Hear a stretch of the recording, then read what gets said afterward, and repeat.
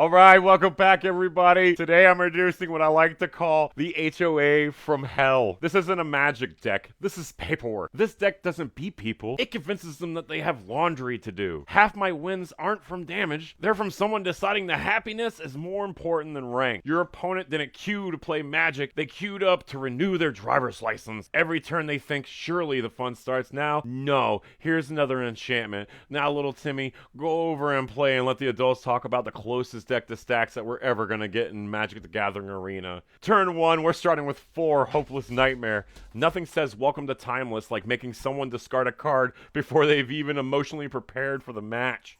This card is incredible because it does 3 things. It makes them discard, drains life, and leaves behind an enchantment. And that last part, it's what matters. This deck isn't trying to beat you quickly, it's trying to fill the recycling bin. Every enchantment sitting on the battlefield is just another future dance target or something to sacrifice to Doom Foretold later on. The discard also helps against combo deck. Timeless has decks that can kill you before you've even finished reading the first card. And sometimes taking one of those key pieces, baby, that's all you need. And typically, most combo players treat one discarded card like I unplugged grandma's life support. Turn 2, we've got 4 golden eggs and 4 Ichor Wellspring. Golden egg, the least threatening card of Magic until it somehow becomes payroll for Doom Foretold. These cards don't look impressive, and neither does a tax accountant.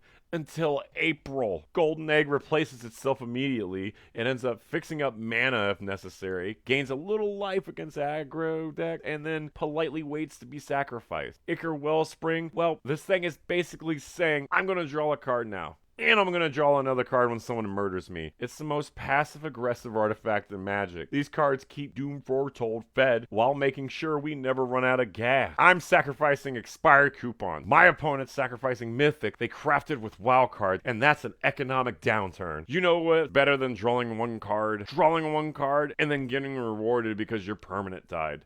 That's commitment. Turn 3, now things get rude. We've got Seal from Existence, 4 cop, because if your opponent plays something nice, no, they didn't. Unlike temporary removal, this leaves another enchantment behind, which means it's removal now and has a future army later. This deck has the same energy as someone smiling while saying, well, per company policy. 1 Banishing Light, because sometimes you just need another answer and redundancy wins game. And then we got Elspeth's Nightmare. This card has commitment issues. Every chapter does something completely different. Kills a creature, discard card, exiles a graveyard. It's like hiring 3 different employees, but only paying 1 salary. Against Timeless, that graveyard exile matters. People are doing disgusting things with their graveyard, and this just tells them no.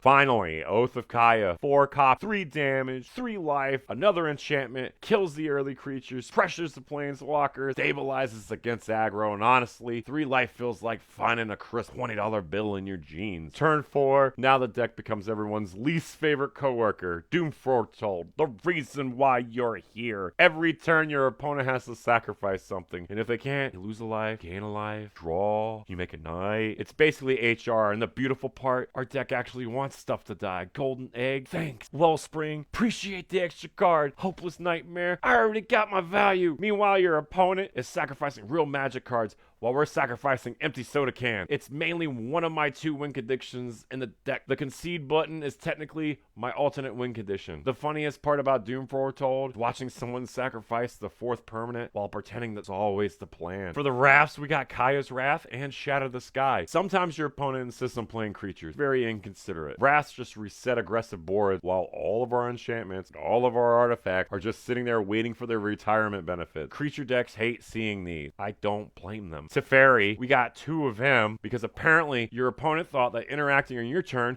was acceptable behavior. And Big T comes over here and says, we don't do that here. He protects Dance of the Man, slows control decks down, bounces annoying permanents. He's basically the bounce of the club saying, sorry buddy, instant speed isn't really on the guest list today. Leyline of Sanctity, 3 copies. This card is absolutely brutal against discard, burn, targeted combo pieces, and decks trying to point out everything right directly at your face. And most times, it comes out on turn 0. Sometimes your opponent keeps an opening hand, looks over, sees a Leyline in play, and immediately starts reading his life choices. And that's value. do. Leyline starts into play just to let your opponent know that today wasn't their day before they've even drawn a card. In the grand finale, 3 copies of Dance of the Man, and this is where everything becomes stupid in the best way. You remember all those little artifacts? Remember all those little enchantments? All the removal? Remember every egg? Well, everything comes back, and if X is 6 or more, congratulations, you have creatures now. Your opponent spends literally 15 turns carefully answering everything, and then you rebuild an entire board with one spell. It looks like your opponent